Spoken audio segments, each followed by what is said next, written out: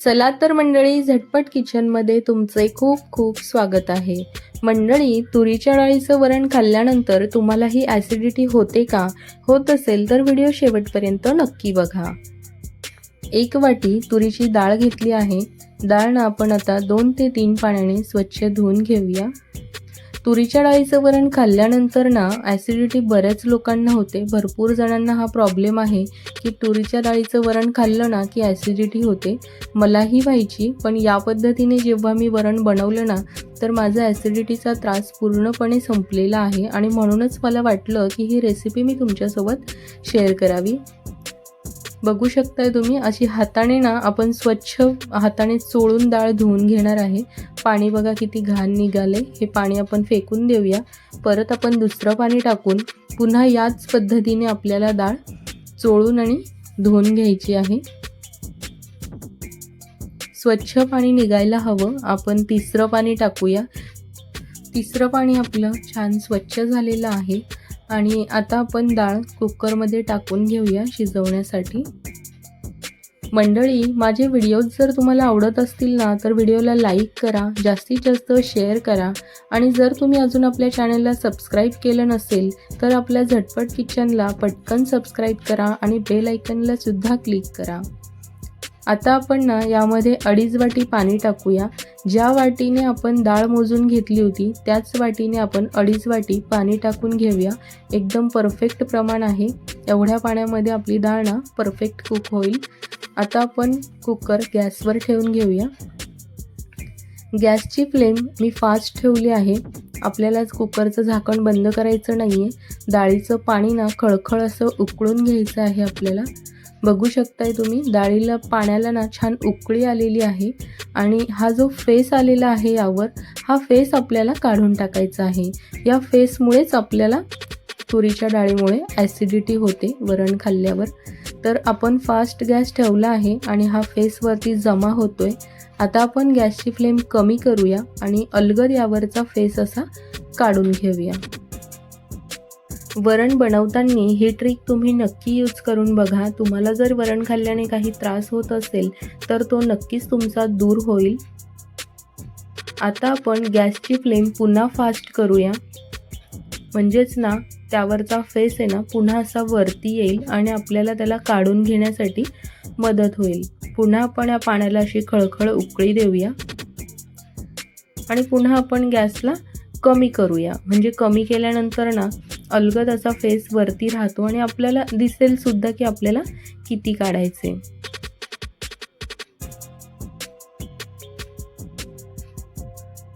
Gas मी कमी करते. बघू शकताय तुम्ही, बऱ्यापैकी फेस आपण काढून घेतलेला आहे. ऑलमोस्ट सगळाच फेस आपण काढून घ्यायचा प्रयत्न केलाय आणि बऱ्यापैकी निघालेला सुद्धा आहे. वरण खाल्ल्यामुळे ॲसिडिटी मला एवढी व्हायची की मी वरण खायचं ऑलमोस्ट बंदच केलं होतं. आणि माझ्यासारखे बरेच लोक असतील ज्यांना त्रास होत असेल तर ते डाळ खात नसतील. पण ही ट्रिक तुम्ही एकदा नक्की यूज करून बघा. थोडंसं साहित्य टाकूया. 1 टोमॅटो आणि 2 हिरव्या मिरच्या टाकते. पूर्णपणे ऑप्शनल आहे, आवडत असेल तर टाका, अन्यथा तुम्ही प्लेन वरणसुद्धा करू शकता. अर्धा चमचा मीठ टाकूया आणि अर्धा चमचापेक्षा थोडं कमी हळद टाकूया. हळद घातल्याने डाळ पटकन शिजते. चिमूटभर हिंग टाकूया. हिंगाने सुद्धा ॲसिडिटीला भरपूर आराम मिळतो.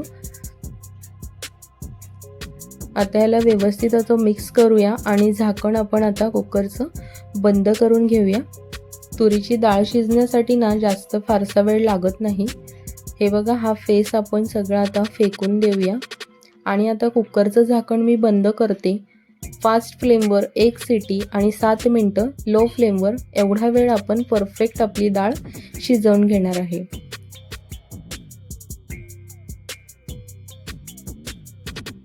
सात मिनिटानंतर मी गॅस बंद केला होता आणि कुकरची शिट्टी देखील आपली आता खुललेली आहे. आपण खोलून बघूया. बघू शकताय तुम्ही, डाळ आपली प्रॉपर कुक झालेली आहे, शिजलेली आहे आणि पाण्याचं प्रमाणसुद्धा अगदी परफेक्ट बसलेलं आहे आणि वेळेचं प्रमाणसुद्धा. 7 मिनिटामध्ये आपली डाळ शिजलेली आहे. डाळ अशी चमच्यानेच आपण कुकरमध्ये फेटून घेऊया. आपल्याला याला स्मॅशरने किंवा रवीने घोटून घेण्याची गरज नाही आहे. खूप छान शिजलेली आहे. चमचाने देखील असं फिरवलं ना तर बघा भरपूर छान स्मॅश झाली आहे. आता आपण फोडणी करून घेऊया. गॅसवर मी पॅन ठेवला आहे.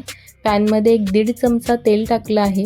अर्धा चमचा मोहरी टाकते, अर्धा चमचा जिरं, त्यानंतर 7 ते 8 लसूण पाकळ्या छान बारीक आकारांमध्ये कट करून घेतल्या आहेत आणि छान असा गोल्डन सोनेरी रंग येईपर्यंत ना लसूण पाकळ्या आपण तेलामध्ये फ्राय करून घेऊया. याच्या सुगंधानेच वरणाला खूप छान चव येते. 7 ते 8 कढीपत्त्याची पानं टाकली आहेत. तडका आपला छान तयार झालेला आहे आणि आता आपण ना वरण यामध्ये टाकून घेऊया. मी कधीच ना वरण बनवताना ना त्यामध्ये कुकरमध्ये डायरेक्ट तडका टाकत नाही, कारण की ना या पद्धतीने आपण अशी फोडणी देऊन जेव्हा वरण करतो ना याची चव वेगळीच होते. तुम्ही एकदा नक्की ट्राय करून बघा. तुम्हाला वरण किती पातळ हवं आहे, किती दाट हवं आहे त्यानुसार तुम्ही यामध्ये पाणी ॲड करू शकता. मी भातासोबत खाण्यासाठी केलं आहे त्यामुळे थोडंसं घट्टच केलं आहे. चपातीसोबत खाण्यासाठी करत असाल कुस्करून तर थोडंसं पातळ करा. आता आपण यामध्ये वाटीभर छान कोथिंबीर टाकून घेऊया. कोथिंबीर अशी वरतून टाकल्याने वरणाची चव बदलते. खूप छान खाताना फ्लेवर येतो. मी भरपूर भाज्यांमध्ये किंवा बऱ्याच गोष्टींमध्ये मी अशी वरतून कोथिंबीर टाकते. मला फार आवडते. आता आपण ना वरणाची छान उकळी काढून घेऊया. म्हणजे सगळी फोडणी जी आहे ती डाळीमध्ये छान मुरली जाईल आणि वरण आपलं ना छान चवदार होईल. खूप छान अशी उकळी आलेली आहे आणि वरण आपलं तयार झाले. तुम्ही सुद्धा माझ्या पद्धतीने वरण एकदा नक्की बनवून बघा. मंडळी, आपली तुरीच्या डाळीची रेसिपी तुम्हाला कशी वाटली मला कमेंटमध्ये नक्की सांगा आणि व्हिडिओ आवडला असेल तर व्हिडिओला लाईक करा आणि शेअरसुद्धा करा.